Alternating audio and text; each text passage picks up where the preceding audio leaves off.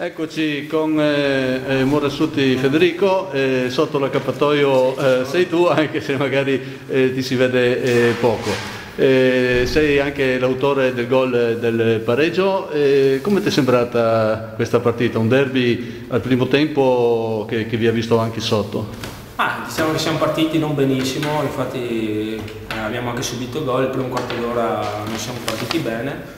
Dopo secondo me pian piano siamo usciti alla distanza, anche il primo tempo, dopo abbiamo avuto qualche occasione per pareggiare e dopo abbiamo anche sbagliato rigore, non è mai facile recuperare una partita così. Secondo tempo abbiamo avuto quei 10 minuti che abbiamo fatto i 3 gol e basta, poi abbiamo un po' sofferto. Quando Marco Fabbro ha sbagliato rigore, vi siete un po' guardati negli occhi, pensavate fosse una partita storta?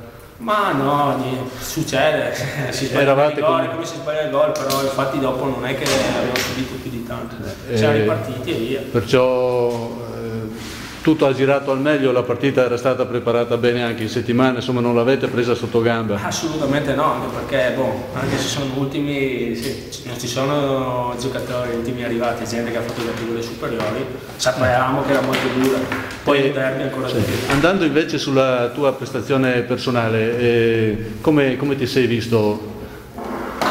Una buona partita, si può far meglio, però dai, alla fine... Perciò sei in condizione e il campionato che ti aspetta, insomma, lo prendi alla grande? Sì, dai, speriamo bene, fino adesso sono appena arrivato, si stanno andando bene le cose, speriamo di continuare. Bene, grazie.